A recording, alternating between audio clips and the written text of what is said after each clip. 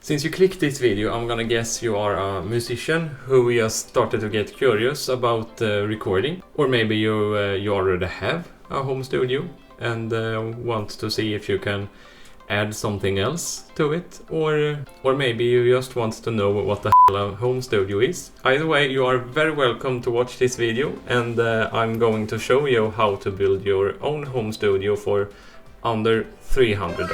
So first off, what is a home studio? The definition of a home studio can be different depending on who you ask, but in my opinion, a home studio is a regular music studio but compressed in size to fit in your home, and it should contain some basic things to not get in your way of creativity when it comes to record music. And I will get to what I think a budget home studio should include. And why do you need a home studio as a musician? I think if you are a musician, you should have some kind of basic home studio. And the reason for that is I spent the first 5 years of being a musician just jamming with friends and practicing with my amps at home. And that's great. It's a great start. But as soon as I started to find interest in recording music, I pretty much found out that my timing wasn't that great as I thought it was. So some kind of basic recording equipment at home as a musician is really great, because you can learn so much from recording yourself and listen to your progress and see how your timing is on or off. And yeah, well, you can do that with a metronome as well, but the metronome won't let you listen to it afterwards. And yeah, it's... Anyway, I'm not gonna go too much in depth on that, because if you clicked on this video, you probably already decided that you want a home studio. So let's get to the part where I say what I think your home studio should contain. And in this video I'm gonna show you the cheapest way of achieving just that. In my calculations of building a home studio under $300, I did not include two things. First off, the instruments, because if you are a musician, I assume you already have your instruments at home. And the second thing I didn't include was the computer, because a lot of people have a computer at home. But if you don't have a computer at home, don't be afraid to buy a used one. I think I spent about $150, maybe $200 on my computer.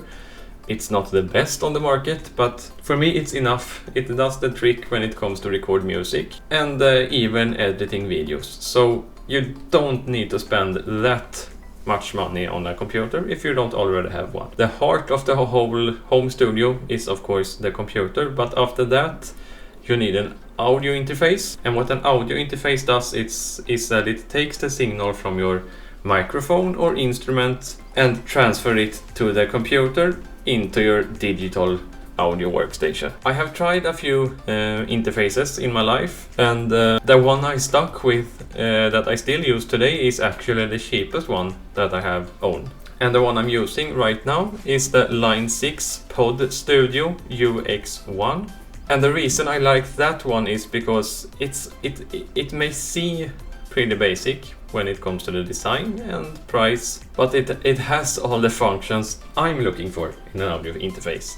You have one XLR mic input, instrument input, you have stereo out, you have headphones, and it also includes software, which in my opinion is a thing that a lot of people spend way too much money on. I mean, when I bought this Line 6 Pod Studio UX1, it came with free Cubase software, and it also came with Podfarm, which is an amp simulation program. And I'm gonna be honest with you, Podfarm is maybe not the best amp simulation software on the market, but if you just started recording, you can probably use that for a while before you feel you need something else. And the Cubase software, they might have changed that now, but some form of digital audio workstation software always is included with the Pod UX1 from Line 6. So there you have a great start. You have the audio interface and you have a software to record it with, and you also have a amp simulation program, which is perfect for recording guitars, bass,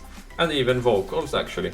And the price for a Line 6 Pod UX1 is around $100 to $130. range. And to be honest, that's a great deal because some of the softwares cost that alone a year.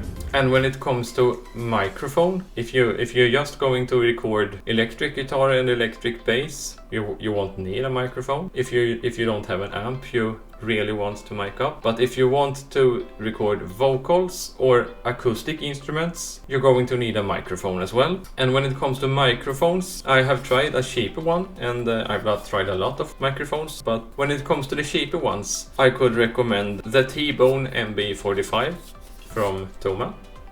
And Thomann is actually selling this on a bundle. You get a microphone, you get an XLR cable, and you get a mic stand for $20. Yeah, you heard it right, $20. And that's a great deal. Of course, I have tried better microphones in my life, but for that price, that's the best you can get, I can tell you that much. And it sounds great. It definitely sounds good enough for someone who just started, because that's another point I want to get to. Don't buy too expensive gear in the beginning, because let's face it, you don't need a bike for $10,000 to learn how to ride a bike. Some people do, but you don't need one to learn. And that's the point of building a home studio with a budget. If you're new to this, don't spend too much money on it in the beginning, because the cheaper options is perfect to learn with. And if you feel like, this was nothing for me, then you haven't spent a lot of money on things you're never going to use again.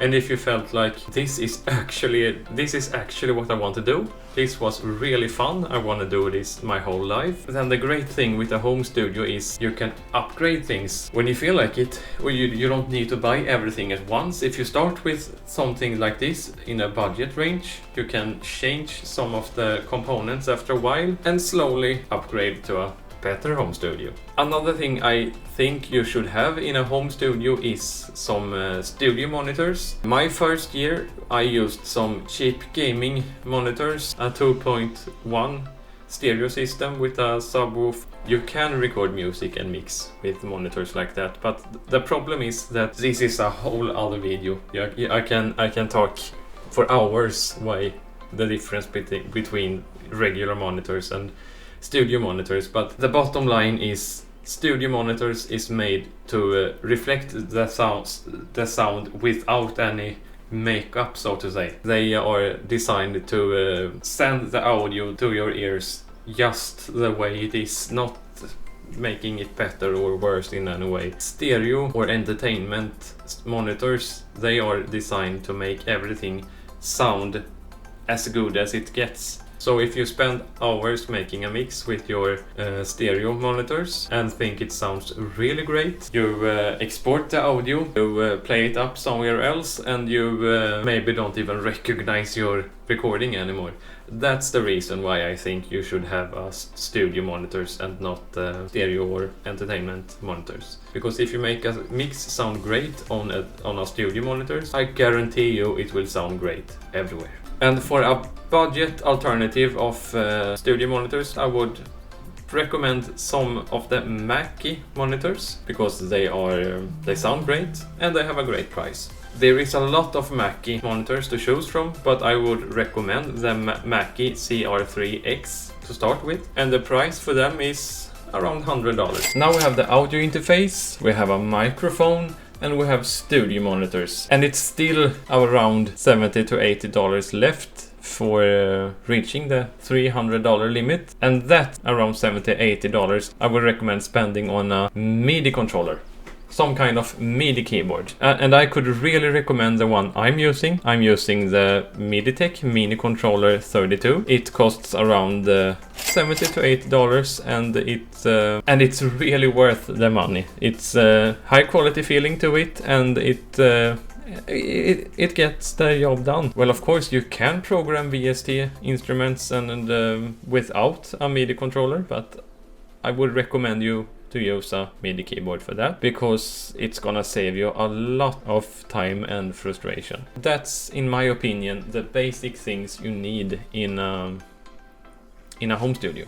We don't need to buy exactly the things I'm recommending, but if you're building a home studio, you will need some kind of audio interface, some kind of microphone, some kind of MIDI keyboard, and some kind of studio monitors. and a computer, of course. I'm thinking I'm gonna end this video with some recordings I have done using the things I've talked about in this video. I'm gonna use the pod farm for the guitars and bass in this recording, and the drums will be the one included in Cubase. Anyways, thanks for watching, and this is how a budget home studio can sound like.